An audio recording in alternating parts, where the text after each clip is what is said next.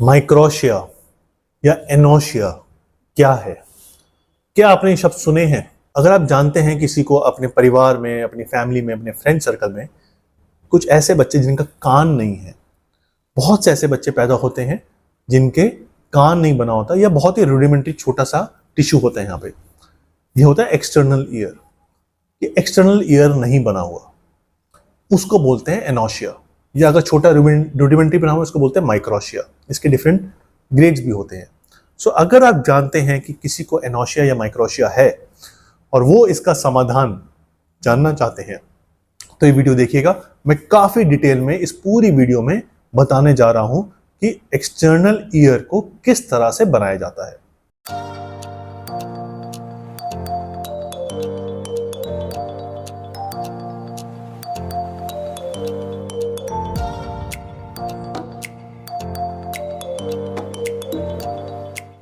Hi, I am doctor Gupta. I am board certified plastic surgeon working in Delhi.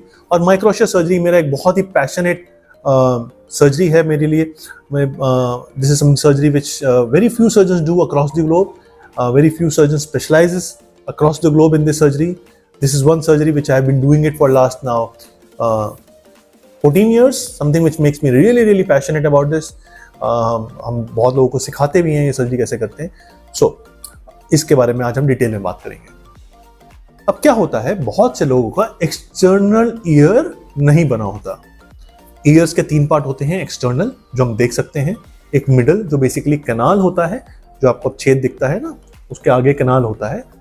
और inner ear जिससे आपका sound process होता है। अगर किसी का इनर ईयर और मिडल ईयर में प्रॉब्लम नहीं है और एक्सटर्नल ईयर में है, ज़्यादातर पेशेंट ऐसे ही होते हैं, क्योंकि एक्सटर्नल ईयर की डेवलपमेंट अलग टाइम होती है न्यूरोलॉजिकली, जिसमें अगर कोई दिक्कत हुई तो एक्सटर्नल ईयर नहीं बनता। और इनर ईयर की और मिडल ईयर की डेवलपमेंट एक साथ होती है अलग टाइम पे न्यूरोलॉजिकली। सो बहुत से लोगों को ऐसा होता है कि एक्सटर्नल ईयर नहीं होता, इनर मिडल ईयर बना होता है, ठीक होता है। मैक्सिमम या तो कैनाल की ओपनिंग नहीं होती और एक्सटर्नल ईयर नहीं होता। तो ऐसे पेशेंट्स के लिए हम एक्सटर्नल ईयर सर्जरी करते हैं। एक्सटर्नल ईयर का काम सुनना नहीं है, सुनते आप मिडल ईयर और इनर ईयर से हैं। एक्सटर्नल ईयर का काम सुंदरता, एस्थेटिक्स है, या मैक्सिमम ये चश्मा टिकाना है।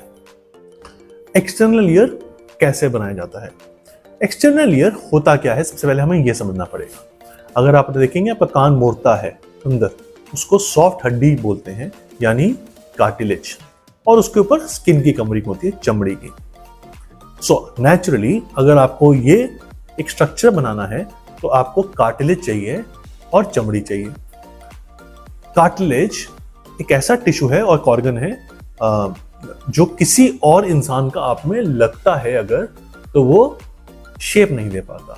तो इंसान का खुद का ही कार्टिलेज लेना होता है। उस पेशेंट का, जिस पेशेंट को ये सर्जरी करनी है, उसके पास कुछ कार्टिलेज के पीसेस होते हैं बॉडी में, उसके रिब्स में।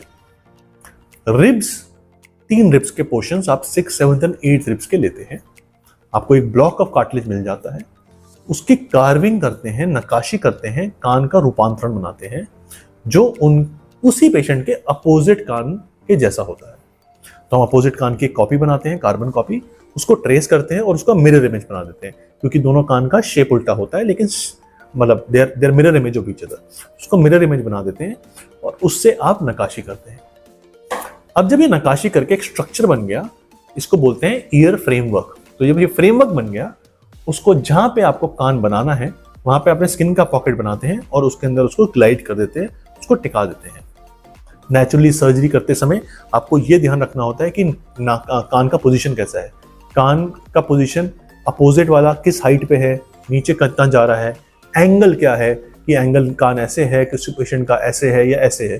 तो उन चीजों को ध्यान रखना होता है ताकि उनकी नियर सिमेट्रिकल देन नेचुरल कान बने। जब आपने ये प्लेस कर दिया cartilage framework, year framework skin के नीचे, सो अभी कान वहां पे पहुंच गया है, लेकिन वो दबा हुआ है क्योंकि आपने पॉकेट बना के दबाया है। नॉर्मल कान कैसा होता है? उठा हुआ होता है, जैसे हमारा कान उठा हुआ है। इस कान को उठाने का स्टेप्स, इसको बोलते हैं second stage of surgery. Second stage of surgery की जाती है पहली सर्जरी से एटलीस्ट 3-4 महीने बाद में। जिसमें आपको कान के पीछे कट लगता है, कान को उठा दिया जाता है ताकि कान हमारा नॉर्मल की तरह उठ जाए, वो दबा हुआ चिपका बना रहे। और जो कान के पीछे घाव बनता है वहाँ पे स्किन ग्राफ्ट लेते हैं, लगाते हैं पैर से, थाई कहीं से आपका छोटा सा स्किन का पोर्शन लेते हैं और वहाँ पे स्किन चिपका देते हैं। ये सेकंड स्टेज ऑफ सर्जरी है। नेचुरली इससे समझ आया हमें कि फर्स्ट स्टेज ज़्यादा इंपॉर्टेंट है, बट दोनों स्टेजेस इंपॉर्टेंट हैं। 99% पेशेंट्स में ये टेक्निक से सर्जरी की जाती है। किसी किसी में आपको कुछ और करना पड़ता है, क्यों, उस पर हम आते हैं। समझिए, जो कार्टिलेज है, रिब कार्टिलेज, ये सर्जरी का एज क्या है?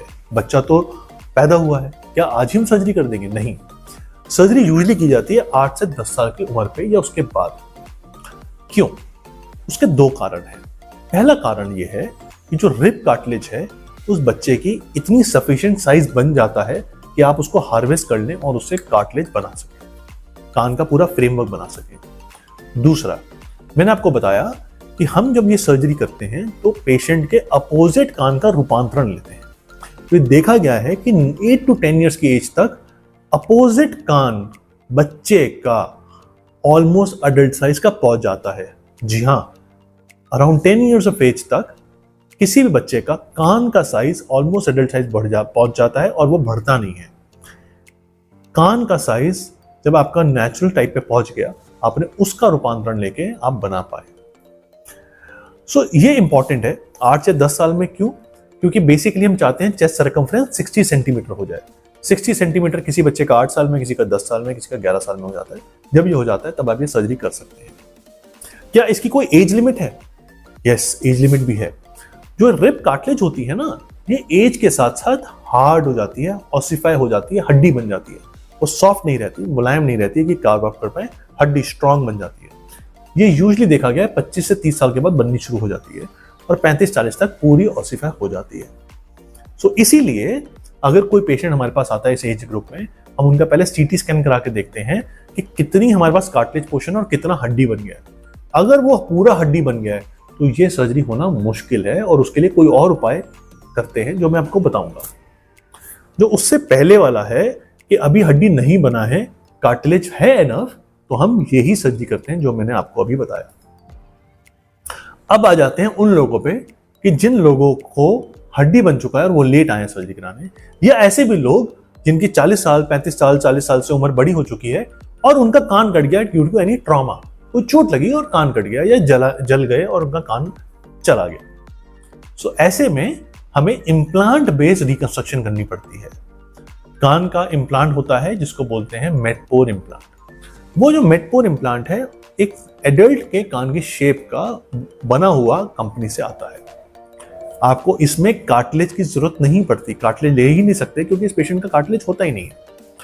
अब जो ये मेटपोर इम्प्लांट है उसको आप स्किन के नीचे नहीं डाल सकते क्योंकि उसको पहले सपोर्ट चाहिए होता है। तो उसके लिए हम एक प्रोसीजर करते हैं जिसको बोलते हैं टेम्पोरोपैराइटल फ्लैप या शॉर्ट में टीपी फ्लैप्स। एक फ्लैप उठता है स्कैल्प के अंदर से, उस इम्प्लांट के ऊपर वो फ्लैप लगता है और उस फ्लैप के ऊपर पैर से लेके चमड़ी लगाई जाती है। सो ये सर्जरी में फॉरेन बॉडी है, एक मेटपोर करके इम्प्लांट है जिसको आपको एक पतला टिश्यू को सपोर्ट करना है, उसको बोलते हैं टीपी फ्लैप, और उसके ऊपर स्किन लगाना है। सो इस सर्जरी में आपका कार्टिलेज तो नहीं लिया जा रहा, लेकिन आपका एक फॉरेन बॉडी लग रहा है। अगर आप किसी भी प्लास्टिक सर्जन से बात करेंगे वो बताएंगे कि फॉरेन बॉडी में चांसेस ऑफ इन्फेक्शन, रिएक्शन काफी होते हैं, इसलिए ऑटोलॉगस टिश्यू यानी अपना कार्टिलेज का टिश्यू प्रेफर किया जाता है। इसीलिए इम्प्लांट बेस्ड रिकंस्ट्रक्शन सिर्फ उन्हीं के लिए किया जाता है जिसमें उनका खुद का कार्टिलेज है ही नहीं और वो एज हो चुकी है और वो हड्डी बन चुका है। इसलिए इम्प्लांट बेस्ड रिकंस्ट्रक्शन हमेशा एक सेकेंडरी ऑप्शन होता है। First is always autologous reconstruction. Depending upon उस पेशेंट का किस तरह से सर्जरी किया है उस पर रिकवरी होता है। आमूमन तौर पे सर्जरी के बाद अराउंड हफ्ता 10 दिन के लिए ड्रेसिंग रहती है। पेशेंट को पेन नहीं होता यहाँ पे, हाँ जहाँ से रिप काट लिया वहाँ पे थोड़ा डिस्कम्फर्ट होता है, लेकिन नथिंग विच इज अनबियरेबल। और एक हफ्ते बाद ड्रेसिंग खुल जाती है and they can see the result. अगर सेकेंड स्टेज होना है तो 3-4 महीने बाद होता है जैसे मैंने बताया, और उसके बाद भी एक हफ्ता ड्रेसिंग रहती है।